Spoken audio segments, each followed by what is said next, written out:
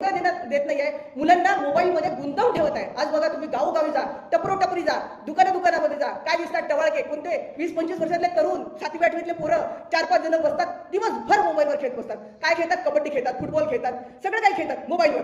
आज खेळतात का? दिसतात का बाहेर कोणी जाताना, हुतू खेळताना किंवा कबड्डी खेळताना, क्रिकेट खेळताना? सगळ्यांना कंटाळा येतात. इथे दिसते ना मोबाईलवर सगळे गेम आहेत. फ्री फायर आहे, आणखी काय दुनिया भरायचे मला माहित नाही तेवढे, पण दुनिया भरायचे गेम कबड्डी पासून फुटबॉल पर्यंत सगळे आहे खरं आहे ऑनलाईन गेमिंग मध्ये. आणि हा आपल्या बाबा ऑनलाईन मोबाईल गेमिंगला म्हणजे चालना देतात, त्याच्यातून पैसा आहे. बरोबर आहे, पैसा असेल, परंतु मुलांचे मेंदू घाण झालेला आहे, त्याचा दिमाग चालत नाही. आज तुम्ही मुलाला विचारा 2+2 किती, त्याला मोबाईल काढावा लागते, कॅल्क्युलेटर 2+2 4.